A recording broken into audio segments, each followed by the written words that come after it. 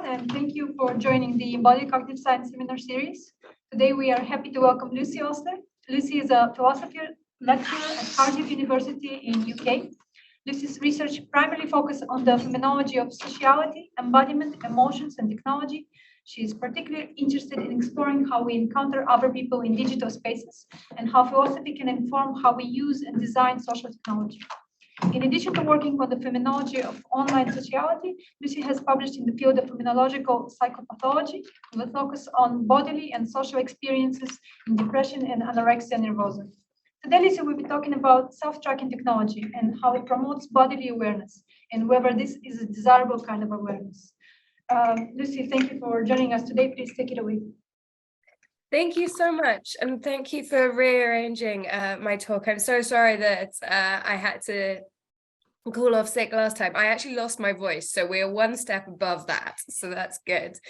And thank you so much for having me. This is I'm going to give the normal talk caveat. This is extremely early stages of some work in progress. And slightly different tact for me, rather than explaining why actually we shouldn't be so pessimistic about every single form of current technology. This is my more downbeat stuff on why I think we should be a little bit worried about our self-tracking devices. So this is a slightly new tact for me. So what I'm going to do, just as an overview for my talk about sort of objectification, shame, and the gaze of technology, is I'm going to introduce a little bit of background about the quantified self movement and self-tracking apps. Hopefully that won't be at all controversial. I'm then going to take us through a little bit of phenomenology of embodiment to talk about experiences of objectification, particularly how this occurs in experiences of shame. And then I want to return to self-tracking apps and, big spoiler alert, I want to explore how self-tracking apps might, at least in some instances, promote experiences of objectification that we should potentially be a little bit worried about. I just want to give a little content warning. I will be touching upon some topics that could be upsetting to people. Particularly, I'm going to be talking about shame today. So please feel free to tune out or leave the room if there's anything that you feel uncomfortable with. I can't see you super well right now, so I won't even know. So I don't know how well known this movement is, because I've been fascinated by it for a little while, but I don't know whether this is general knowledge, but in 2007, Gary Wolf and Kevin Kelly founded this thing called the Quantified Self Network. And what the purpose of this network is to promote what they describe as the monitoring of the self, which they think can be done through various forms of self-tracking devices, particularly by through the means of like wearable technologies, such as things like Fitbits, and the kind of apps that we have on our phone, such as MyFitnessPal or sleep cycles and things like this. And kind of the mantra or the tagline of the quantified self movement is that is self-knowledge through numbers. Now, for those of us who aren't at all familiar with quantified self networks and movements, we are extremely familiar with all sorts of forms of self-tracking devices.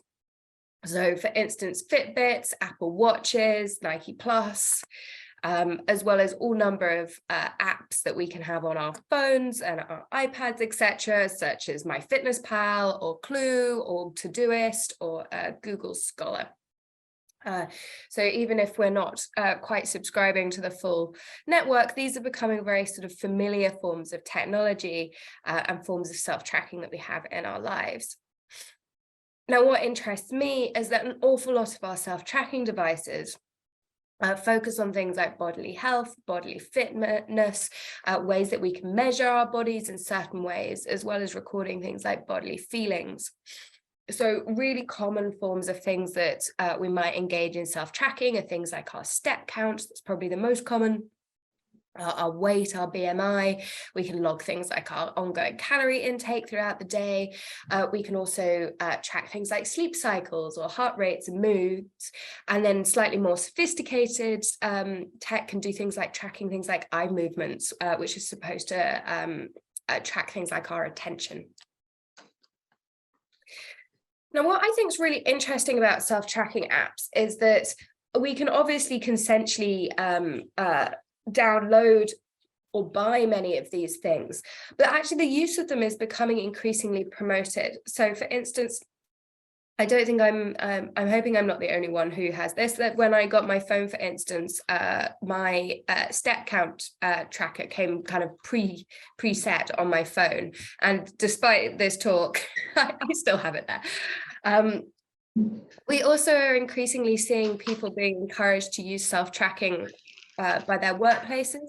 So I don't know if this is a familiar experience in Japan, but certainly in the UK and the US, that if companies have private insurance, like private health insurance, for instance, they often will come with their own app or encourage users to use an associated app, which will track things like their step count, how often they're going to the gym, their BMI, things like this.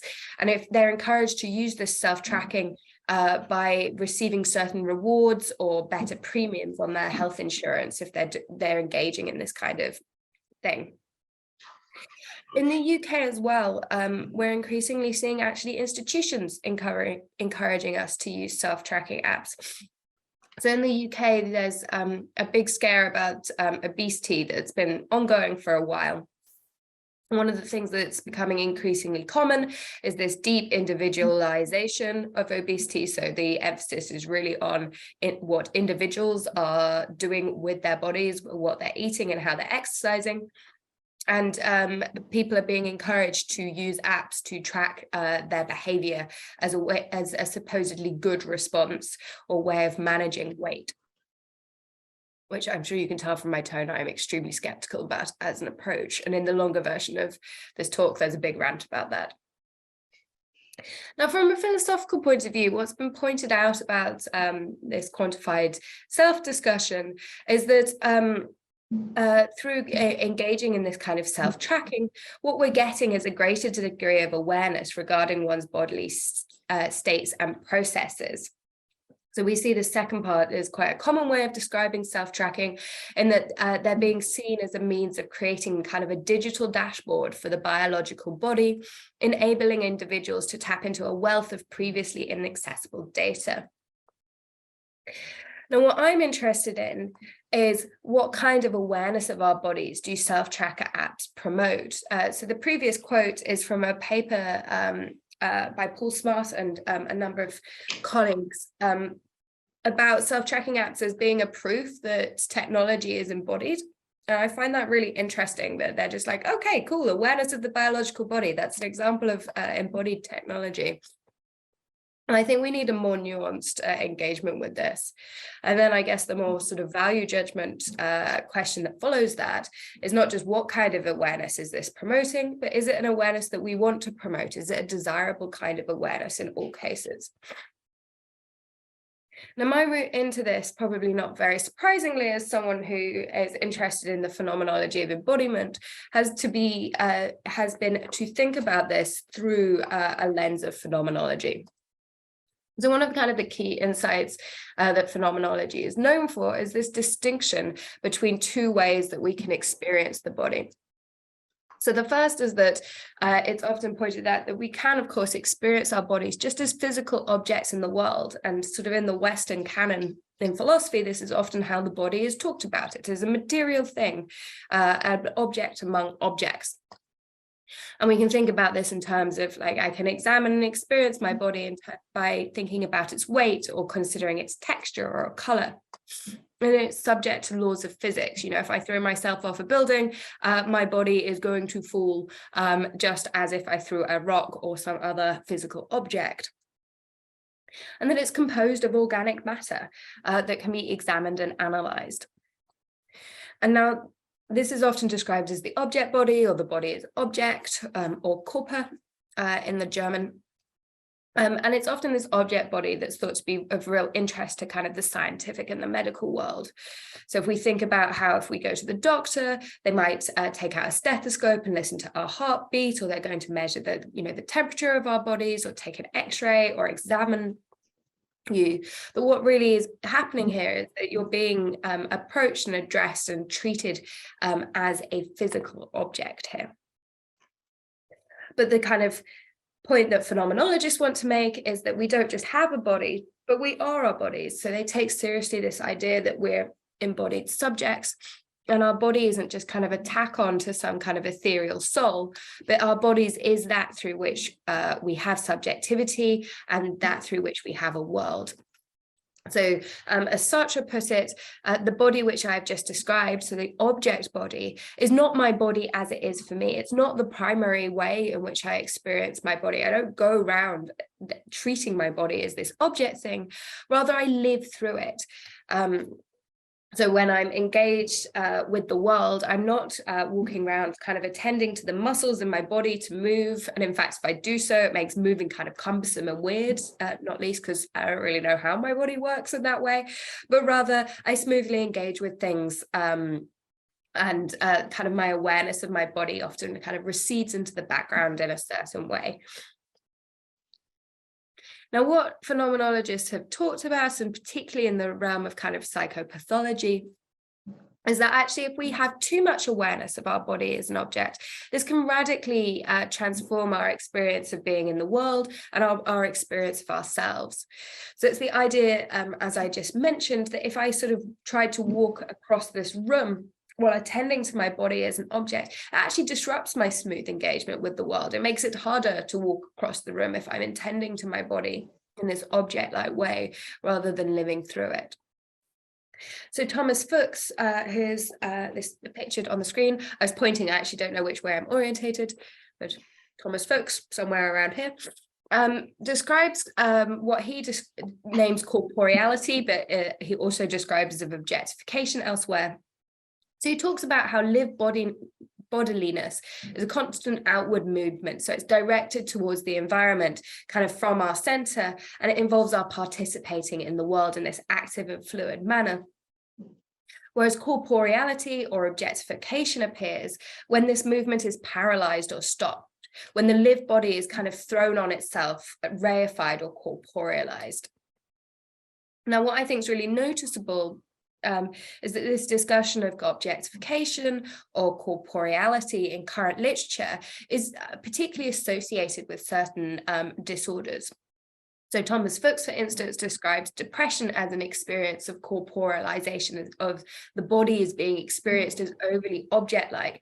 So we can think, if anyone has experience of depression, about how often in depression our bodies feel like heavy and cumbersome, and reaching out to turn on the kettle to get one's coffee, it feels like laborious and difficult. And what Thomas Fuchs suggests is that's because we're experiencing our body as too foregrounded. Our physical nature is too prescient to us, and it gets in the way of kind of smoothly engaging with the world.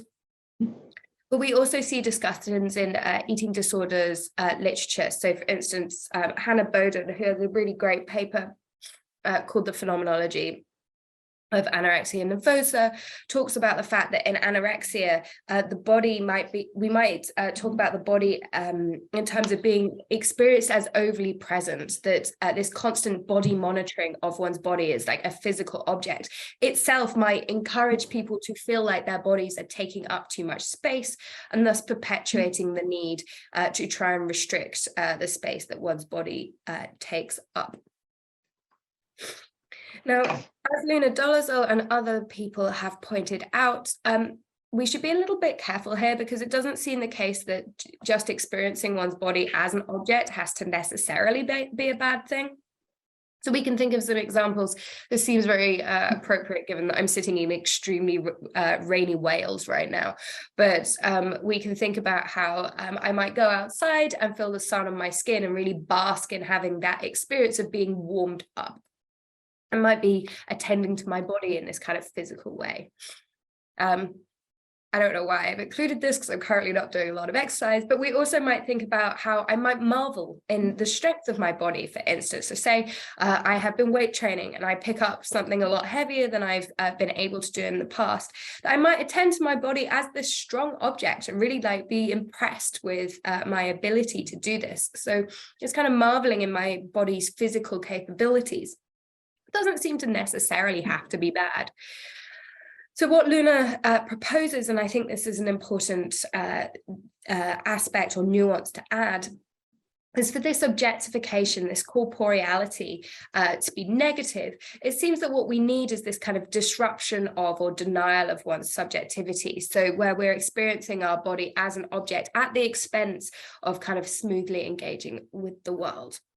So Lena describes it as negative in this way, that when one experiences one's body as an object in a way that alienates one's possibilities in a situation. In the case of alienation, objectification is oppressive and compromising. So this alienation caveat, I think, is important to take into account. Now, Sartre, because he's super cheery, suggests that actually when we are looked upon by the other, we necessarily experience ourselves as objectified. So if anyone is familiar with this example, he talks about a man going to a park where originally he's just sitting on his bench, he's enjoying, like, looking at the park, thinking about his own life and admiring the view. But he suddenly becomes aware that someone else is present, and that he experiences someone looking upon him. And he describes this experience as follows: that if someone looks at me, I am conscious of being an object. I am conscious that I appear to others as an object in a world, not as this transcendent, fully embodied subjectivity. I'm so sorry, I'm sniffing. I do apologize. Now, we might find this a rather pessimistic view of interpersonal relations, that every time that we're under the gaze of someone else, that we experience ourselves as kind of paralyzed, as like an object-like thing, as only the sum total of how we appear to others. So whether or not you accept kind of Sartre's overly pessimistic view here, we might attend to the way that he describes this kind of more intense experience of objectification under the gaze of others, that he says is experienced in the case of shame. So here he talks, again, like, sorry for the not very nice example, that Sartre very famously describes someone who is peering through a keyhole and spying on their lover. And he talks about, in the moment of spying, that the peeping Tom is the action of peeping, that he is not attending to his body in a very like explicit manner, rather he just is the looking upon this woman. But again, we have an instance of someone suddenly realizing that they're being watched by someone else, and an experience of an intense shame of being a peeping Tom. And Sartre describes shame as involving the recognition of the fact that I have an object which the other is looking at and judging. And I think Luna has this lovely phrase where she says that in shame, we experience objectification when we're subjected to this value-laden look of the other. So it isn't just that I am aware that I am a physical object under the gaze of the other person, but it's that through this judgment, I experience myself as being kind of fixed in nature. That what they see of me is that all there is of me, that my freedom and possibilities are alienated in this moment because I am all that the other sees. So this is the idea that shame objectifies us. I think I've kind of said this, so I'm going to skip on to the next bit. I just want to mention this because it relates to the last point I make. I'm not sure whether this is helpful or not, but Sartre actually says that luckily that we're not kind of doomed to being objectified in front of the gaze of the other, because if we were, we might be worried that every time someone came in and looked at us, we would be unable to engage in with the world anymore. And he says that actually the way we do this is we resist objectification, this experience of merely being an object for the other, by objectifying them in return. Like we also are aware that the other appears as an object to us.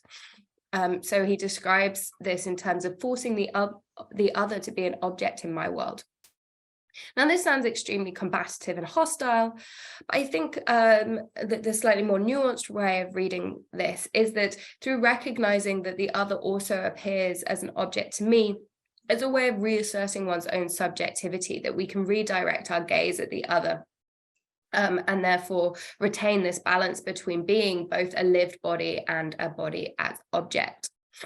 And it's kind of this refusal to take on this fixed nature, this judgment being impressed upon us by other. We transcend that. We prove ourselves to be more by going beyond that objectification in the moment. So why have I just taken you through a whole load of weird Sartre stuff about objectification? Well, what I'm interested in is that when we're thinking about things like self-tracking devices, that what we're doing is we're placing our biological bodies under constant scrutiny. So no prizes for guessing that I think that quantified self-technology can, in many instances, promote a kind of objectifying kind of bodily awareness, because it increasingly makes us aware of our bodies as physical objects, because it's measuring and giving us data on things like the size of our bodies, the shape of our bodies, our weight, and our various biological functions. So we might think of how we describe the position approaching our bodies as this physical thing that needs measuring. Well, it seems that self-tracking technology might be doing something similar. And I think what's interesting is that merely through the process of providing us with data about our bodies and encouraging us to record certain data. So for instance, calorie tracking involves my inputting of various details, that this can also increase our awareness of our bodies as a physical thing in the world. And I think this is particularly salient when we think about how lots of our self-tracking apps work. So I don't know if this is a familiar experience to all of you, but probably betrays my very unhealthy relationship with my self-tracker, that on a day when I've worked at home, for instance, and at 7 p.m, my self-tracking device pings and lets me know that I've done a measly 1,000 steps in a day, that it brings my attention to my body as this object that I have failed to exercise that day, that I need to kind of go and take my body out for a walk. And it also, like, in drawing attention to my body in this way, it brings my attention to various aspects of myself, such as my weight and my size and my shape. I don't think I'm the only one who has this experience, but sorry for the overshare if that is not familiar to all of you. And I think what's interesting is that I think that both happens in the moment in which we're engaging with our self-tracking apps. But I think that when we enter into habits of self-tracking, with these kind of increased awareness and recording of our physical bodies, but what also might happen is this kind of heightened bodily monitoring behaviors. So for instance, if you're recording one's calorie intake or recording one's weight, that we might be constantly checking in with our bodies as this physical object that needs measuring and recording. So it's not only in the moment that the self-tracking app is that we're engaging with that, but we build up these sort of ongoing habits of objectifying our bodies. So one way we might think about this is that the use of self-tracking apps might encourage us to kind of turn an objectifying eye on ourselves. So we might think of this as kind of a case of self-objectification. So where we're increasingly monitoring the physical aspects of our bodies, that we're observing our bodies, and again, that we might be treating our bodies as this, rather than like the place of my embodied subjectivity, that we're treating it as an instrument in the world that needs, suitably tending to in order to work. And in terms of thinking of one's bodies, it's kind of reduced to its base material properties. But what I'm interested in, and I guess this is the very work in progress thing, and I'd be really interesting to see if you think this way of analyzing this kind of tracks through. But what I think might be more interesting is that I think we can go a step further and say that what using self-tracking apps does is kind of scaffold or promote self-objectification. I think it might be that we actually experience the technology itself as objectifying us. That we feel, and this is kind of the phrase that I'm interested in, is that we feel the gaze of our own technology upon us. And so that in tracking things like our movements, our food intake, our bodily states, we might actually experience the technology as kind of being akin to the gaze of another person. And what might be particularly worrying about this is a gaze that we carry all the time in our pockets or strapped around our wrists. So we might experience this constant potential for being objectifying. And again, particularly when we think about the way that our apps often are checking in or giving us notifications throughout the day, and that they do this without us necessarily opening those devices. I think we've covered that. Now, I just want to emphasize, what I'm not trying to argue here is that all forms of self-tracking apps must necessarily give rise to these kind of harmful experiences of objectification, where we feel this kind of alienation from our subjectivity. There's obviously lots of potentially very useful ways of using self-tracking, because having information about our bodies can absolutely be empowering. So a really common example of where I think self-tracking apps seem to be working very well is for people who suffer from irritable bowel syndrome. And it's very difficult often for people to work out what the triggers are for having various very uncomfortable and painful episodes, and actually being able to collate data on one's phone and find patterns of pain and certain food intake can be really useful. Again, we might think of similar things where monitoring the kind of nutrition, if you have a particular complicated diet or you're doing the kind of sort of intense training, that kind of offloading some of this cognitive load onto self-tracking apps might be very useful. I keep using all these exercise examples, or a bit like the weightlifting exercise example I used earlier. So imagine that I went out for a run and my self-tracking app is monitoring how far I've gone, and I think I've run 5 kilometers and it turns out I've run 7, and that information might again give rise to this kind of experience of being kind of in awe of or proud of my physical capability as a material object. So it seems that there can be experiences where self-tracking apps can make us more aware of our body as an object, but it's not necessarily a bad thing. But I do think that it has the potential to kind of trigger or scaffold these harmful experiences of objectification, where we experience our bodies as kind of overly object-like or overly present or overly visible and distance from our kind of bodily subjectivity. And maybe this is just because I also do research on various eating disorders such as anorexia nervosa and bulimia. And I'm also currently working a little bit on obesity. I think that this is often particularly going to be the case where we're measuring things such as weight and exercise in instances like that, it can really encourage this experience of one's body as like a tool that needs to be manipulated, not as my rich center of embodied subjectivity. Now, the reason why I think this might be the case, or maybe why these kind of weight-orientated examples are good ones, is because I think that self-tracking apps actually can give rise to experiences of shame. And this is why I think that they can often be associated or give rise to these kind of harmful experiences of objectification. So why do I think that? Well, I think that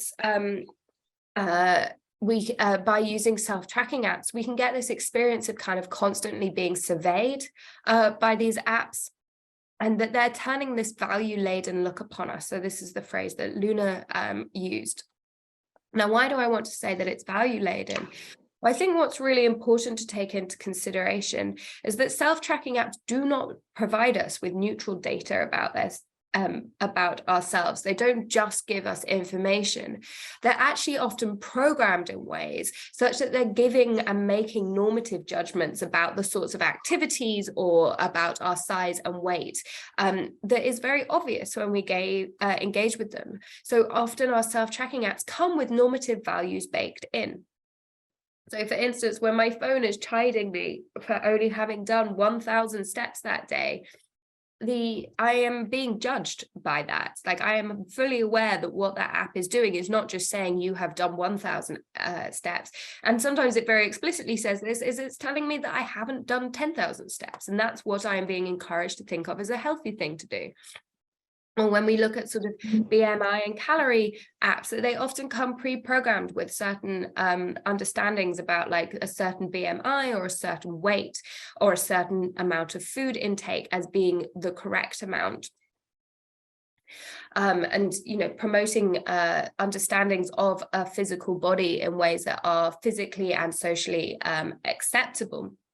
So I think what's interesting about that is that it highlights that I think we can experience our self-tracking apps not merely as gazing upon us, but judging us and holding us to certain standards, which I think can give rise to these experiences of shame and these negative experiences of objectification.